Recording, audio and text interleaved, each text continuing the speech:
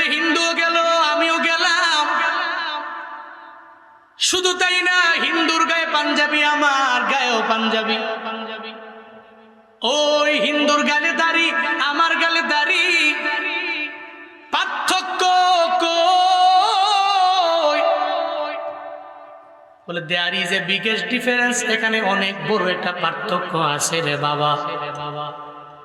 যে মুসলমান ফজরের আজান শুনলে সে ঘরের মধ্যে ঘুমায়া থাকতে পারে না, মাথা নষ্ট হয়ে যায়। মুয়াজ্জিন যখন ডাকে হাইয়া আলাস সালাহ, নামাজের দিকে আসো, মুয়াজ্জিন যখন ডাকে হাইয়া আলাল ফালাহ, কল্যাণের দিকে আসো, মুসলমান ঘরের মধ্যে আরামের ঘুমে মগ্ন থাকতে পারে না, মত্ত থাকতে পারে না, ও দূরে নামাজের মধ্যে যাবে, এটাই মুসলমানের পরিচয়।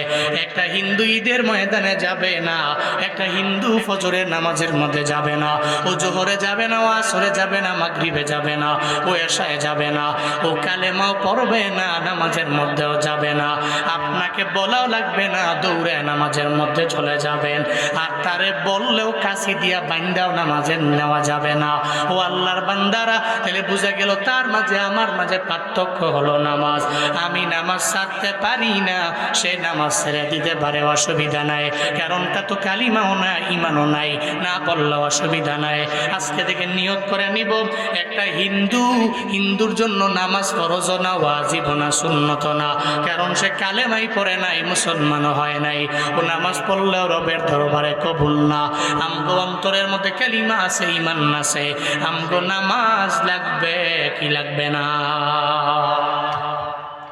আল্লাহ পাক বলেন লাভবান হবে এক নম্বরে ঈমানওয়ালারা। দুই নম্বরে কারা লাভবান জানো? ঈমানের পরে নেক আমল করনেওয়ালা বান্দা বড় দামি। ইমানের পরে আমলের লাইনে যেই বান্দা অগ্রগামী হয়ে গেল, ওই বান্দা বড় দামি। যেই বান্দা আমলের লাইনে দৌড়াইল, দামি। তিন নম্বরে কে দামি? ওয়াতাওয়াসাউ বিল হক, একে অপরকে হকের ব্যাপারে যে দাওয়াত দেয়, ও রবের দরবারে দামি। এই হকের ব্যাপারে মানুষের দাওয়াত দিবেন, নিজে হকের উপরে থাকবেন, মানুষকেও হকের ব্যাপারে উপদেশ দিবেন, অ্যাডভাইস দিবেন। বাতিলের পক্ষে নিজেও যাবেন না, আর একজন ব্যক্তি বাতিলের পক্ষে যায়, ওই ব্যক্তিকে দূরে রাখবেন, এটাই আপনার কাজ হবে। আল্লাহ তো আপনাকে দামি বানালেন, আল্লাহ আপনারে সম্মানী বানালেন, আপনার তো দুনিয়াতে তো একা কিছু কাজ আছে। সূরা আলে ইমরানের 110 নম্বর আয়াতে কারিমার মধ্যে আল্লাহ সেই ব্যাপারে জানায়া দিয়েছেন, কুনতুম খায়রা উম্মাতিন উখরিজাত লিন-নাসি তা'মুরুনা বিল মা'রুফ ওয়া তানহাউনা আনিল মুনকার ওয়া তু'মিনুনা বিল্লাহ। চিল্লা পড়েন, জোরে পড়েন আল্লাহু আকবার। আল্লাহ পাক বলেন, এই উম্মতে মুহাম্মদী বড় দামি করে দুনিয়াতে আমি প্রেরণ করলাম, তবে তোমাদের কাজ আছে মানুষের কল্যাণের জন্য আমি দুনিয়াতে তোমাদের বের করলাম রে বান্দা। কাজ আছে তিনটা। এক নম্বরে তা'মুরুনা বিল মা'রুফ, মানুষকে সৎ কাজের ব্যাপারে আদেশ দাও, ভালো কাজের মধ্যে আদেশ দাও। তাআওয়ানু আলাল বিররি ওয়াত তাকওয়া ওয়া লা তাআওয়ানু আলাল ইসমি ওয়াল উদওয়ান। আল্লাহ কয় তুমি বীর এবং তাকওয়ার কাজে সাহায্য করো, একজন আর একজনের করো।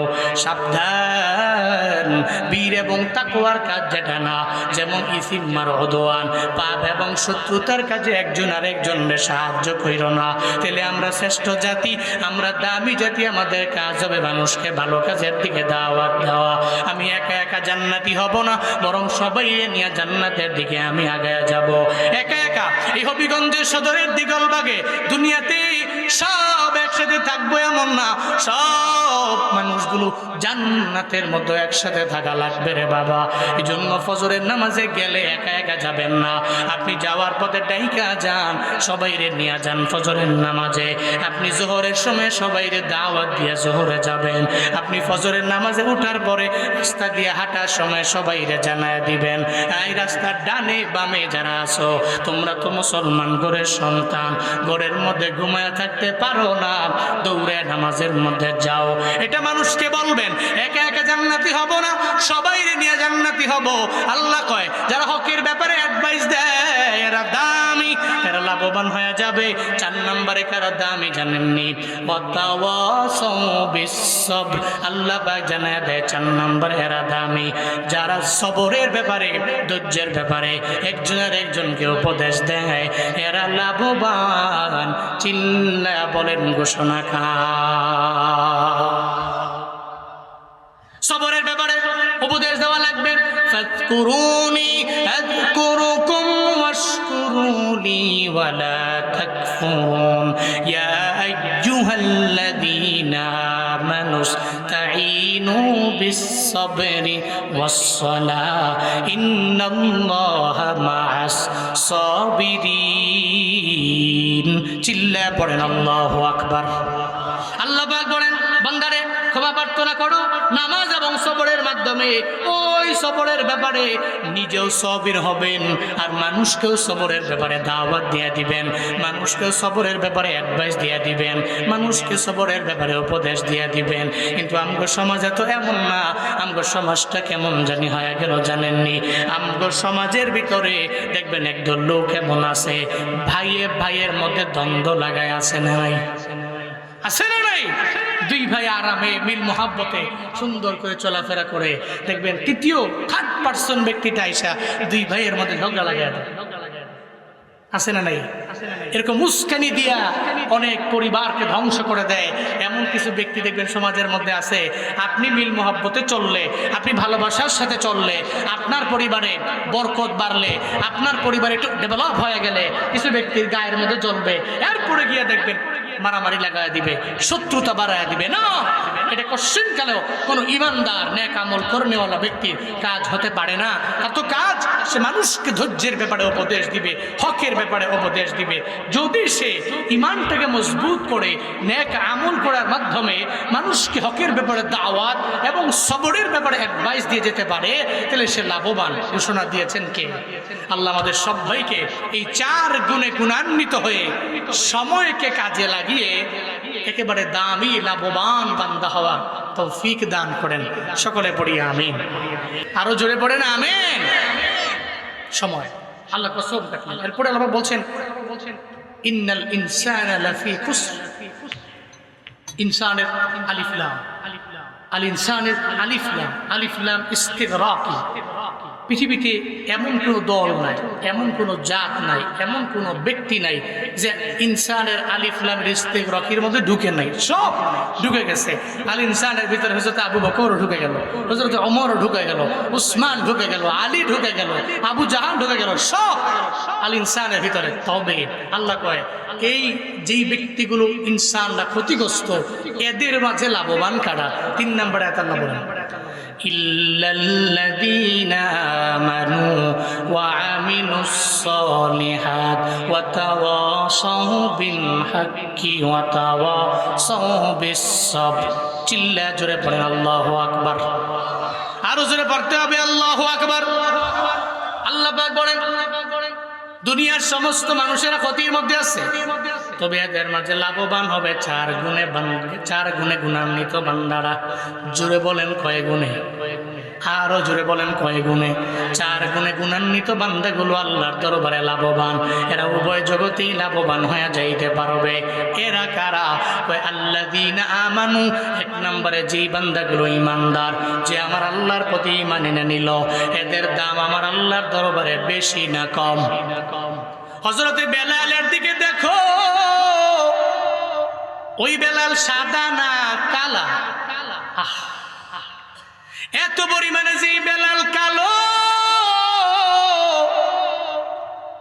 যেই বেলাল হাসি দিয়ে শুধু সাদা দাঁত দেখা যায়, ওই বেলালের দাম আমার রবের দরবারে এত পরিমাণে বেশি, আবু জাহালের দাম রবের দরবারে নাই। আছে? আবু জাহালের দাম রবের দরবারে নাই, হযরতে বেলালের দাম রবের দরবারে আছে। কেন রে? ওই বেলালের ভিতরে ঈমান আছে, আবু জাহালের ভিতরে ঈমান নাই। এই জন্য বিলালের দাম রবের দরবারে আছে, আবু জাহালের দাম রবের দরবারে নাই। উমরা করার জন্য যারা বাইতুল্লাহ যান, আপনারা দেখলেন, আপনারা বুঝলেন, আপনারা যখন প্রথমে তাওয়াফ করলেন, 7 বার তাওয়াফ করার পরে এরপরে সাই করার জন্য আপনারা সাফা টু মারওয়ায় দৌড়ে যান। Safa to Marwa, Marwa to Safa, Safa to Marwa, Marwa to Safa, Safa to Marwa. সাই করেন আপনি 7 বার। কয়বার? তাওয়াফ করলেন 7 বার, এরপরে সাই করলেন 7 বার, এরপরে মারওয়াতে যাওয়ার পরে মুআল্লিম আপনারা দুইরা মারওয়া থেকে বের করে নিল। মারওয়া থেকে একটু বের হওয়ার পরে ওখানেই হাম্মাম আবি জাহাল, যেটা বাড়ি ছিল আবু জাহালের, এখন বাড়ি না, ওটা হাম্মাম, ওটা টয়লেট খানা। মুআল্লিম কইল আবু জাহালের বাড়ি দেখবেন নি? কয় বাড়িটা কোন জায়গায়? আপনি সামনে দাঁড়ায় আছেন তার বাড়ির, এখন এটা বাড়ি না, বরং এটা হাম্মাম। তখন মুআল্লিম বলল, সঙ্গে সঙ্গে হাজি সাহেব ওই হাম্মাম খানার মধ্যে ঢুইকা জুরুডের সাইরা বের হয়। এরপরে মুআল্লিম কয় একটু সামনে তাকায় দেখেন। আপনাদের আমি বুঝাই, ওই যে সামনে যে রাস্তাটা দেখা যায়, মনে করেন ধরেন ওই জায়গায় মদিনাওয়ালা নবীর বাড়ি, আর এই জায়গায় সাপোজ আবু জাহালের বাড়ি। সঙ্গে সঙ্গে মুআল্লিম দেখায় ওই জায়গায় নবীর বাড়ি, এই জায়গায় আবু জাহালের বাড়ি। হাজী সাহেব মনে মনে চিন্তা ভাবনা করে, মদিনাওয়ালা নবীর বাড়ির অনেক দূরে আবু জাহালের বাড়ি না, এরপরেও আবু জাহাল ঈমান আনে নাই, লাভবান হতে পারল না। হযরতে বেলাল কত দূরের মানুষ, এরপরেও কালিমা পড়ে কত দামি হয়েছে জানো? এত পরিমাণে দামি। বেলাল দামি কেন? আল্লাহ কয় বেলালের ভিতরে ঈমান আছে, এই কারণে হযরত দরবারে দামি। আবু জাহালের ভিতরে ঈমান নাই, এই জন্য আবু জাহালের দাম রবের দরবারে বিন্দু মাত্র পরিমাণ নাই। ঠিক কিনা? তিনি লাভবান হওয়ার জন্য 1 নম্বরে লাগবে ঈমান। কি লাগবে? কি লাগবে? কি লাগবে? কি লাগবে? ঈমান আনবো কেমন করে? এখন তো ঈমান আনার পরে আবার ঈমানটারে টাকার দরবারে বিক্রিও করে দিলাম। এলাকার মাতবররা এমন আছে, এমন কিছু মাতবর আমি আমার নিজের চোখে দেখছি রে বাবা। ওই মাতবর টাকার কাছে এত পরিমাণে বিক্রি হয়, গরিবের পোলার বেলায় বিন্দু মাত্র পরিমাণ ছাড়ে না, ধনির পোলার বেলায় যত বড় অপরাধী হোক বিচার করে না। আছে না? না। গরিবের পোলায় বিচার 16 আনা, ধনির পোলার বেলায় বিচার নাই কেন? ও মাতবর, এর মানে বোঝা গেল মনে হয় হাতটারে পেছনের মধ্যে নিয়ে সুন্দর করে মোটের মধ্যে টাকা ঢুকায় দিছে, জন্য হকের কথা ধনির পুনার বেলায় বলে না। ঈমানটারে টাকার কাছে বিক্রি করে দেওয়া যাবে না। আমিনু কামা আমানান নাস, এমন ঈমান আনা লাগবে যে ঈমান টাকার দরবারে বিক্রি হয় না। এমন ঈমান আনা লাগবে রে বাবা, যে ঈমানের দাম রবের দরবারে বেশি, যে ঈমানের কারণে লাভবান হওয়া যায়। মনে রাখবেন, ঈমানটারে মজবুত করে যদি আপনি আগে যাইতে পারেন, যদিও দেখেন দুনিয়ার ডানে বামে সামনে পেছনে আপনার কেউ নাই, আপনি আপনার আল্লাহরে আপনার সঙ্গে আপনি খুঁজে পাবেন। আপনি দেখবেন সব জায়গায় আপনি আল্লাহরে পান, সব জায়গায় শুধু আল্লাহরই পাওয়া যায়। এই যে ফিলিস্তিনের গাজার মুসলমানদের এমন হালাত, এই হালাতে দেখেন বিশ্বের কোন মুসলিম কান্ট্রি প্রত্যক্ষভাবে এদের পাশে ভয়ে দাঁড়াইতে চায় না, অথবা স্বার্থের টানে দাঁড়াইতে চায় না। অথচ এরা একা একা একা একা যুদ্ধের ময়দানে যুদ্ধ করে, এরা একা একা মার খায়, এরা একা একা জুলমের মাত্রাটা এদের উপরে বাড়াইয়া দেয়, অত্যাচারের শিকার এরা হয়ে গেল। মনে রাখবেন রে বাবা, এরা এই চিন্তা নিয়ে যুদ্ধের ময়দানে যায়, জেহাদ করে, এরা এই চিন্তা করে যারা মুমিন, যারা একবার ঈমান আনে এরা লাভবান হয়। যদিও এদেরকে বোমা হামলার মধ্যে মাধ্যমে দুনিয়া থেকে বিদায় করে দেওয়া হয়, এরা চিন্তা করে না, কারণ এদের মরণের পরে আল্লাহ জাহান্নাম রাখে নাই। মুমিনের মৃত্যু বরণ করতে দেরি, সে শহীদ হতে দেরি, আল্লাহর জান্নাতে যাইতে দেরি হবে না। এজন্য এদের কোনো চিন্তা নাই, এরা ঈমানটাকে মজবুত করে অগ্রগামী হয়। এরা জানে আমার মৃত্যু হলো আমার লেগ, আমার খাল, আমার প্রতিবন্ধকতা, বরণ বরণ করতে দেরি, আমার রব আমাকে জান্নাতে প্রবেশ করাতে দেরি করবে না। চিল্লায় পড়েন আল্লাহু আকবার।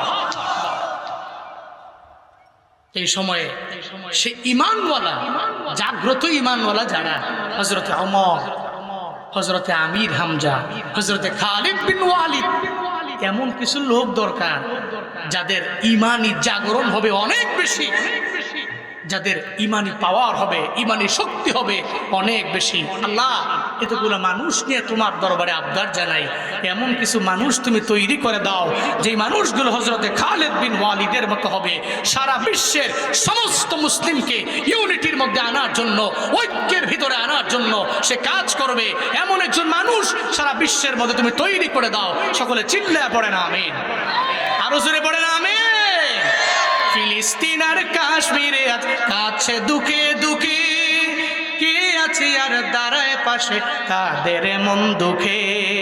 ফিলিস্তিন আর কাশ্মীরে আজ কাছে দুঃখে দুঃখে, কে আছে আর দাঁড়ায় পাশে তাদের মন দুঃখে। একটা খালিদ পাঠাও তাদের করতে আহ্বান, করতে আহ্বান। একটা ওমর এই জামানায় দাও হে মেহেরবান, একটা ওমর এই জামানায় দাও হে মেহেরবান। দিনের তরে অকাতরে, দিনের পথে অকাতরে বিলিয়ে দেবে প্রাণ, একটা ওমর এই জামানায় দাও হে মেহেরবান, একটা ওমর এই জামানায় দাও হে মেহেরবান, একটা ওমর এই জামানায় দাও হে মেহেরবান। সকলেই পড়ি আমিন। আল্লাহ এমন একজন ওমর দান করেন, এমন খালিদ দান করেন, যারা যে ব্যক্তি সারা বিশ্বের সমস্ত মুসলিমকে ইউনিটির মধ্যে আনবে। ভরপুর মজলিস থেকে গাজাবাসীর জন্য দোয়া করি, ফিলিস্তিনের জন্য দোয়া করি। আল্লাহ ফিলিস্তিনের মুসলমানদেরকে আপনার কুদরতি হাতে আপনি রক্ষা করেন। সকলে পড়ি আমিন। ইসরায়েল নামক দেশটাকে আল্লাহ পৃথিবী থেকে ধ্বংস করে দেন। সকলে পড়ি আমিন। এই জালেমের প্রাপ্য যাতে আমরা আমাদের নিজের চোখে দেখে যেতে পারি, আল্লাহ সে তৌফিক সবাইকে দান করেন। সকলে পড়ি আমিন। আমার বন্ধু, বিশ্বজয়ী কাহিনী, সারা দেশ বিদেশ, দেশ বিদেশ যার পদচারণা, হযরত মাওলানা কারি জুবায়ের আহমদ তাশরীফ সাহেব আসছেন। আপনাদেরকে মন খুলে প্রাণ খুলে বয়ান শোনাবেন, ইসলামী নাশিদ পরিবেশন করবেন, নাতে রাসূল বলবেন, শোনাবেন। আপনারা শুনবেন তো ইনশাআল্লাহ? শুনবেন তো ইনশাআল্লাহ? আল্লাহ তৌফিক দান করেন। সকলে পড়ি আমিন। ভাইসব আমি তোমাকে বলতে গজল শুনতে চাই বলে একটু পরে গাই, একটু পরে গাই। আমরা শেষ করে লাস্ট পর্যায়ে গায়া পরে তার শিরকে আমি হ্যান্ড ওভার করে পরে আমি নামবো। বলি ইনশাআল্লাহ।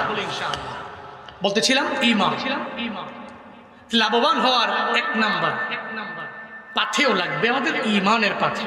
এটা যদি হয় তাহলে আমি লাভবান হতে পারবো। এ ব্যাপারে ঘোষণা দিয়েছেন কে? কে দিয়েছেন?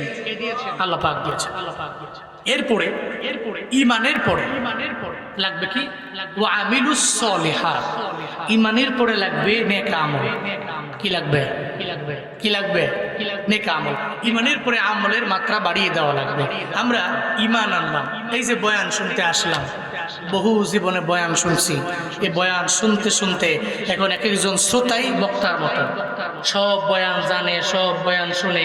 যে কোনো একটা কিস্সা বলতে গেলে, ঘটনা বলতে গেলে দেখবেন শ্রোতারা আগে থেকেই জানে, খুব জানাশোনা আছে। কিন্তু বাপ, এই যে মাহফিলগুলো এত, এই যে বয়ান এত, আমলের মাত্রা বাড়লো কই? ফজরের নামাজে কয়জন এলাকায় আছে? 3 জন 4 জন 5 জন 6 জনে মিল্লা ফজর পড়ে। আজকে মাহফিলে যারা বয়ান শুনতে আসছেন, কয়জন গিয়া ফজর পড়বো? হ্যাঁ,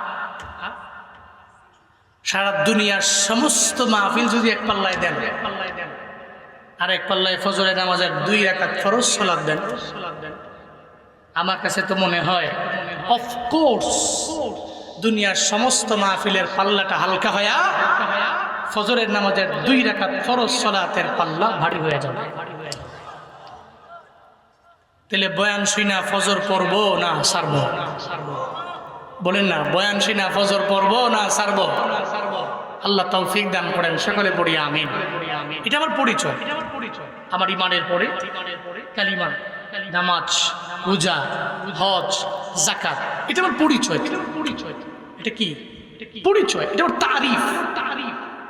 বুনিয়াল ইসলাম আলা খামসিন শাহাদাতি আল্লা ইলাহা ইল্লাল্লাহ ওয়া আন্না মুহাম্মাদার রাসূলুল্লাহ ওয়া ইকামিস সালাহ ওয়া ইতাইজ যাকাত ওয়াল হজ ওয়া সাওমি রমাদান।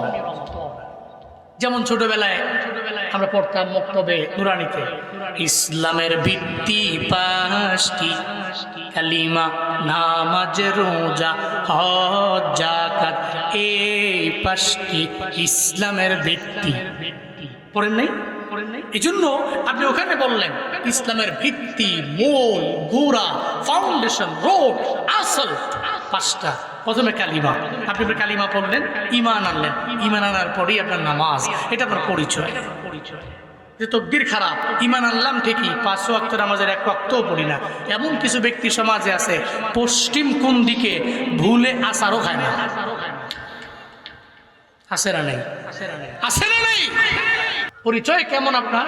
আপনার পরিচয় তো নামাজের, আপনার পরিচয় তো রোজা, আপনার পরিচয় তো যাকাতের, আপনার পরিচয় তো সুদ মুক্ত টাকা, আপনার পরিচয় তো ঘোষ মুক্ত আর্ন, আপনার একটা পরিচয়। আপনার পরিচয় নবীর সুন্নতের উপরে আমল, এটা আপনার পরিচয়। কিন্তু পরিচয় যেটা দিয়া ওইটা যদি ভুলে যাইতে হইল কেমন? তাহলে আমি খাঁটি মুসলমান হইলাম কেমন? আপনার এলাকায় হিন্দু আছে? কম, বেশি না কম? অল্প থাক, অল্প হইলে অল্প। হিন্দু একজন হিন্দু এরা কি বাজার করে না? কথা কয় না কে? উনি মুদি দোকানে মাল কেনার জন্য যায় না? উনি যে মুদি দোকানে যায়, আপনি মুসলমান, উনি ওই দোকানে ঢুকছে দেখে আপনি কি ঢুকেন নাই? ঢুকছেন না? ঢুকছেন। হিন্দু যে মুদি দোকানে যায়, আপনি সে মুদি দোকানেই যান। এরপরে আপনি পাঞ্জাবি পড়েন, হিন্দুরা কি পাঞ্জাবি পড়ে না? পড়ে। আপনার গালে দাড়ি আছে, হিন্দুর গালে দাড়ি আছে না নাই? দেখবেন আছে। যেমন রবীন্দ্রনাথ ঠাকুর, দাড়ি বড় না ছোট? কথা কয় না কেন? এই জন্য কি রবীন্দ্রনাথ মুসলমান? তাইলে রবীন্দ্রনাথের গালে দাড়ি আছে, আপনার গালেও দাড়ি আছে, সে তো হিন্দু, আপনি মুসলমান। আবার অনেক হিন্দু আছে, আপনি যেমন গরু গোস্ত খান, ওনারাও গরু গোস্ত পাইলে ছাড়ে না। আছে না নাই? আমার কাছে আছে প্রমাণ। আমি আমার এলাকায় অনেক হিন্দু আছে, আমাদের গ্রামে অনেক হিন্দু আছে। আমি গ্রাম থেকে বের হয়ে একদিন প্রোগ্রামে যাবো, তো বাজারে আসার পরে আমার গাড়ি থামাইছে হিন্দু একজন, তো গ্লাস নামাইলাম, বললাম কি কারণে? কয় প্রতিদিন ওয়াজে যান, আম করে মাঝে মাঝে কি নেওয়া যায় না? কই কি আপনি তো হিন্দু, আপনি অপবিত্র, আপনি পবিত্র হন আগে, এরপরে মাহফিলে নেমন। কই না না, সকালে স্নান করেছি। আমি কই এই পবিত্র হেই পবিত্র না, এই পবিত্র হেই পবিত্র না। ইন্নামাল মুশরিকুনা নাজাস, মুশরিকরা অপবিত্র। আপনি কালেমা পড়তে হবে, ইসলাম কবুল করতে হবে, এরপরে আপনি পবিত্র হতে পারবেন, দেন আপনাকে আমি মাহফিলে নিয়ে যাব। আমি বললাম হঠাৎ করে এই যে আপনি আসলেন আমাকে ডাইকা হঠাৎ করে মাহফিলে যাওয়ার জন্য কেন বললেন? কি মনে কোনো আশা আছে? বলেন দেখি। সে বলল আমরা তো জানি হুজুরকে খাওয়ান বালা। কি জানে? সারা দেশের মানুষ আর কিছু জানুক আর না জানুক, এতটুকু জানে হুজুরকে খাওয়ান বালা। যাক আলহামদুলিল্লাহ, এরপরেও তো আমরা শুনাম আমগো খাওয়ান বালা। হুজুরকে তো বদনাম বেশি। হুজুর খালি একটু যদি আলিশান জুব্বা পরে হাঁটে, একটা দেখছো নি, এ দেড় দিকে মৌলবি কি সুন্দর জুব্বা পড়ছে। শুধু তাই না, হুজুর যদি একটু দৌড়ে যায়, দেখছো নি দাওয়াত 3টা জায়গায় সাইডে আছে, অস্থির হয়ে গেছে দাওয়াতের লেগে। একটু আস্তে আস্তে হাঁটলে দেখছো নি মোল্লা খাইয়া ফ্যাট লইয়া হাঁটতে পারে না। বিপদ, চারদিকে বিপদ। তো সারা দেশের মানুষ কিছু না জানলেও এটা জানে, হুজুরকে খাওয়ান বালা, মোল্লার খাওয়ান বালা, তারপর আলহামদুলিল্লাহ আমগো খাওয়ান বালা, ঠিক আছে। আপনারা যেহেতু কোন খাওয়ান বালা, আলহামদুলিল্লাহ আমরাও কই খাওয়ান বালা। তো হিন্দুরে গেলাম, তো ঠিক আছে খাওয়ান বালা আছে, তুমি কি কও? আমার একটু মন চায় আমাদের লগে মাহফিলও যায়। আমি জানি এমন কোনো মাহফিল নাই যে মাহফিলে গরু গোশত দেয় না। অনেকদিন খাই না বাড়ির, কারণ আমার মায়ও খায় না, আমার বাবাও খায় না, এরা কেউ গরু গোশত আনেও না, খাইতেমও পারি না। আমি চাই আপনার সাথে মাহফিলে গিয়া গরু গোশত দিয়া দুটা ভাত খাই। এর মানে বোঝা গেল হিন্দু গরু গোশত খায়, মুসলমানেরাও খায়। বাজারের দোকানের মধ্যে হিন্দুও গেল, আমিও গেলাম। শুধু তাই না, হিন্দুর গায়ে পাঞ্জাবি, আমার গায়েও পাঞ্জাবি। ওই হিন্দুর গালে দাড়ি, আমার গালে দাড়ি, পার্থক্য কই? বলে there is a biggest difference. এখানে অনেক বড় একটা পার্থক্য আছে রে বাবা। যে মুসলমান ফজরের আজান শুনলে সে ঘরের মধ্যে ঘুমায়া থাকতে পারে না, মাথা নষ্ট হয়ে যায়। মুয়াজ্জিন যখন ডাকে হাইয়া আলাস সালাহ, নামাজের দিকে আসো, মুয়াজ্জিন যখন ডাকে হাইয়া আলাল ফালাহ, কল্যাণের দিকে আসো, মুসলমান ঘরের মধ্যে আরামের ঘুমে মগ্ন থাকতে পারে না, মত্ত থাকতে পারে না, ও দূরে নামাজের মধ্যে যাবে, এটাই মুসলমানের পরিচয়। একটা হিন্দু ঈদের ময়দানে যাবে না, একটা হিন্দু ফজরের নামাজের মধ্যে যাবে না, ও জোহরে যাবে না, ও আসরে যাবে না, মাগরিবে যাবে না, ও এশায় যাবে না, ও কালেমাও পড়বে না, নামাজের মধ্যেও যাবে না। আপনাকে বলাও লাগবে না, দৌড়ে নামাজের মধ্যে চলে যাবেন। আর তারে বললেও কাশি দিয়া বাইন্দাও নামাজে নেওয়া যাবে না। ও আল্লাহর বান্দারা, তাহলে বুঝা গেল তার মাঝে আমার মাঝে পার্থক্য হলো নামাজ। আমি নামাজ ছাড়তে পারি না, সে নামাজ ছেড়ে দিতে পারে, অসুবিধা নাই, কারণ তা তো কালিমাও না, ইমানও নাই, না বললেও অসুবিধা নাই। আজকে থেকে নিয়ত করে নিব, একটা হিন্দুর জন্য নামাজ ফরজ না, ওয়াজিব না, সুন্নত না, কারণ সে কালেমাই পড়ে নাই, মুসলমানও হয় নাই। ও নামাজ পড়লেও রবের দরবারে কবুল না। আমগো অন্তরের মধ্যে কালিমা আছে, ইমান আছে, আমগো নামাজ লাগবে কি লাগবে না? আল্লাহ পাক বলেন লাভবান হবে এক নম্বরে ঈমানওয়ালারা। দুই নম্বরে কারা লাভবান জানো? ঈমানের পরে নেক আমল করনেওয়ালা বান্দা বড় দামি। ইমানের পরে আমলের লাইনে যেই বান্দা অগ্রগামী হয়ে গেল, ওই বান্দা বড় দামি। যেই বান্দা আমলের লাইনে দৌড়াইল, দামি। তিন নম্বরে কে দামি? ওয়াতাওয়াসাউ বিল হক, একে অপরকে হকের ব্যাপারে যে দাওয়াত দেয়, ও রবের দরবারে দামি। এই হকের ব্যাপারে মানুষের দাওয়াত দিবেন, নিজেও হকের উপরে থাকবেন, মানুষকেও হকের ব্যাপারে উপদেশ দিবেন, অ্যাডভাইস দিবেন। বাতিলের পক্ষে নিজেও যাবেন না, আর একজন ব্যক্তি বাতিলের পক্ষে যায়, ওই ব্যক্তিকে দূরে রাখবেন, এটাই আপনার কাজ হবে। আল্লাহ তো আপনাকে দামি বানালেন, আল্লাহ আপনারে সম্মানী বানালেন। আপনার তো দুনিয়াতে তো এটা কিছু কাজ আছে। সূরা আলে ইমরানের 110 নম্বর আয়াতে কারিমার মধ্যে আল্লাহ সেই ব্যাপারে জানায়া দিয়েছেন, কুনতুম খায়রা উম্মাতিন উখরিজাত লিন-নাসি তা'মুরুনা বিল মা'রুফ ওয়া তানহাউনা আনিল মুনকার ওয়া তু'মিনুনা বিল্লাহ। চিল্লা পড়েন, জোরে পড়েন আল্লাহু আকবার। আল্লাহ পাক বলেন, এই উম্মতে মুহাম্মদী বড় দামি করে দুনিয়াতে আমি প্রেরণ করলাম, তবে তোমাদের কাজ আছে মানুষের কল্যাণের জন্য আমি দুনিয়াতে তোমাদের বের করলাম রে বান্দা। কাজ আছে তিনটা। এক নম্বরে তা'মুরুনা বিল মারুফ, মানুষকে সৎ কাজের ব্যাপারে আদেশ দাও, ভালো কাজের মধ্যে আদেশ দাও। তাআওয়ানু আলাল বিররি ওয়াত তাকওয়া ওয়া লা তাআওয়ানু আলাল ইসমি ওয়াল উদওয়ান। আল্লাহ কয় তুমি বীর এবং তাকওয়ার কাজে সাহায্য করো, একজন আর একজনের করো। সাবধান, বীর এবং তাকওয়ার কাজ যেটা না, যেমন ইসিমার অদওয়ান, পাপ এবং শত্রুতার কাজে একজন আর একজনের সাহায্য কইরো না। তাহলে আমরা শ্রেষ্ঠ জাতি, আমরা দামি জাতি। আমাদের কাজ হবে মানুষকে ভালো কাজের দিকে দাওয়াত দেওয়া। আমি একা একা জান্নাতি হব না, বরং সবাই নিয়ে জান্নাতের দিকে আমি আগায় যাব। একা একা এই হবিগঞ্জের সদরের দিগলবাগে দুনিয়াতে সব একসাথে থাকবো এমন না, সব মানুষগুলো জান্নাতের মধ্যে একসাথে থাকা লাগবে রে বাবা। এই জন্য ফজরের নামাজে গেলে একা একা যাবেন না, আপনি যাওয়ার পথে ডাইকা যান, সবাইরে নিয়ে যান ফজরের নামাজে। আপনি জোহরের সময় সবাইরে দাওয়াত দিয়ে জোহরে যাবেন।